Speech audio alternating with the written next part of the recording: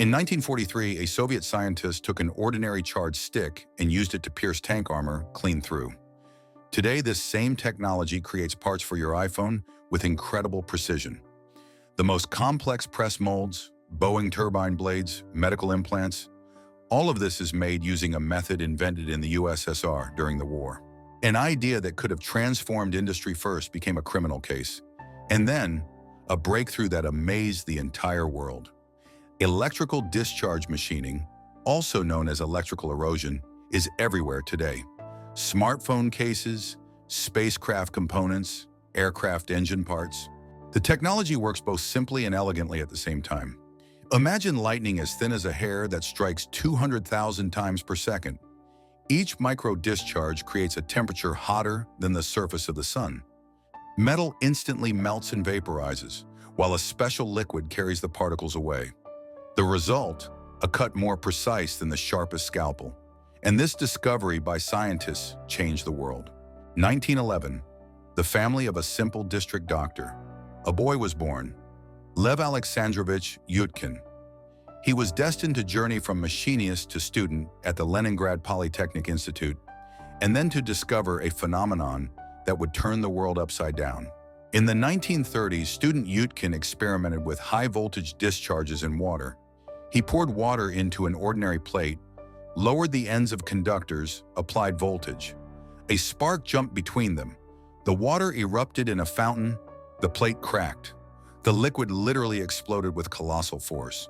Yutkin realized he had discovered something amazing. The electro-hydraulic effect could crush the stones without explosives, stamp parts, clean castings. He even considered using the discovery to propel ships. But instead of recognition, the young scientist faced a nightmare. Through a cruel denunciation, he was accused of subversive activity, as if he planned to blow up a bridge during a demonstration with his discovery. 5 years in the camps for the invention of the century. Yutkin survived, hid his criminal record, fought in the war, worked as an educator with homeless children. Amazing people they were. If electricity can crush stones with explosive force, why not make it work with jeweler's precision? Turn destructive lightning into a surgeon's obedient scalpel? This bold idea was taken up by the Lazarenko couple. Boris and Natalia met in school, fate separated them, but brought them together again at the chemistry faculty of Moscow State University in the same group. They married in 1936. School love led to a scientific discovery that transformed the world.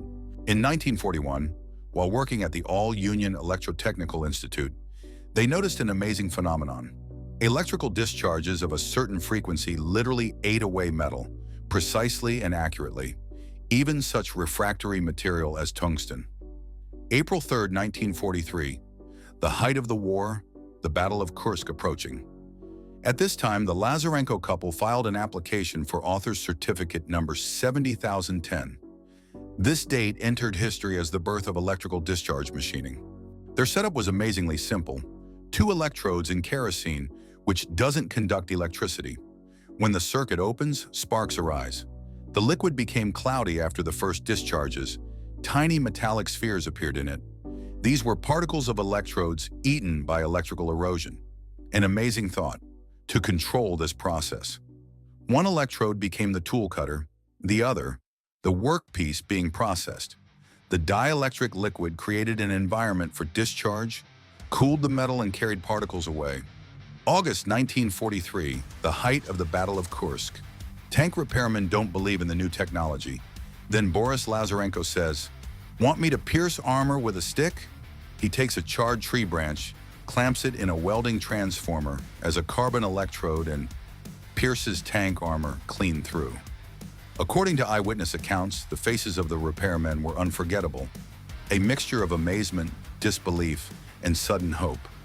The war demanded miracles, and one had just been delivered. Perhaps this story was embellished over time, but as they say, there's no smoke without fire. 1946. A Soviet delegation travels to Switzerland for a scientific conference. Soviet scientists tell about the new metal processing technology. According to conference participants' recollections, international engineers were amazed. As Swiss scientist Max Miller wrote, "We did not expect to see such advanced technology from a country that had just survived a devastating war." Already in 1946, the USSR's priority in this field was recognized one after another by France, Switzerland, the USA, England, and Sweden. But here begins the most interesting part of the story. The technology, born in Soviet laboratories, quickly found application around the world. Scientists and engineers from different countries began developing and improving the electrical discharge machining method. While theoretical research continued in the USSR, other countries were actively creating industrial installations.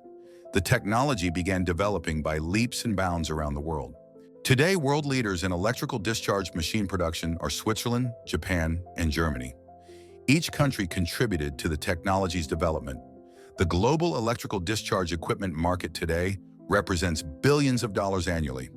The technology became the foundation of an entire industry. It's interesting to note similar stories with other breakthrough inventions. For example, video recording technology developed by engineer Ponitov, or Patton's flux welding methods. All these discoveries quickly became the property of the world community. According to expert estimates, over the last 30 years, the global electrical discharge technology market has grown dozens of times. The technology has stepped incredibly far forward. Modern CNC machines cut metal with precision up to 5 micrometers. They process parts up to half a meter thick, creating internal contours of any complexity. Today's scale of application is mind-boggling. Every iPhone contains at least 15 parts manufactured by electrical discharge machining. Apple Corporation orders press molds for cases. In the space industry, the technology is indispensable. Falcon 9 engine nozzles from SpaceX, turbine blades of engines, heat shield elements of spacecraft, all of this is electrical discharge machining production. NASA orders parts for Mars rovers precisely by this method, because other technologies don't provide the necessary precision when working with titanium alloys. In medicine, electrical discharge machining creates coronary stents, artificial joints, dental implants. Swiss surgeons use instruments manufactured by this method. Their cutting edge remains sharp 20 times longer than ordinary ones. After the war, the inventor's fates developed differently. Lev Yutkin, who hid his criminal record, worked in the shadows all his life. He taught at a technical school, continued research in his home laboratory, but never received official recognition. He died in 1981, when his electro-hydraulic effect was already being used around the world. The Lazarenko couple were more fortunate. Boris became a doctor of technical sciences, Natalia, a candidate. They received the Stalin Prize, but most importantly, they continued working together until old age. In 1970, when Boris turned 60, Natalia said, "We invented not only technology, but also the formula for a happy marriage. A common cause is more important than personal ambitions." Their archive contains hundreds of letters from foreign colleagues with thanks for the amazing discovery. Japanese engineers even offered them to relocate and head a research center, but the couple remained in the USSR. This story is a source of inspiration. How many more such amazing discoveries await their time? What would have happened if student Lev Yutkin had received not 5 years in the camps, but a laboratory and funding? How many years ahead could technologies have advanced? World archives hide many stunning ideas. New Yutkins and Lazarenkos are studying in universities. The question is only, will the world be able to support the next generation of inventors? History shows the greatest discoveries are born not out of comfort, but out of necessity, not out of abundance, but out of belief in the impossible. If this story impressed you, like and subscribe to the channel. What do you think about this story? Did you know about the origin of this technology? Write in the comments. In the next episode, I'll tell you about another invention that is still used in every computer in the world.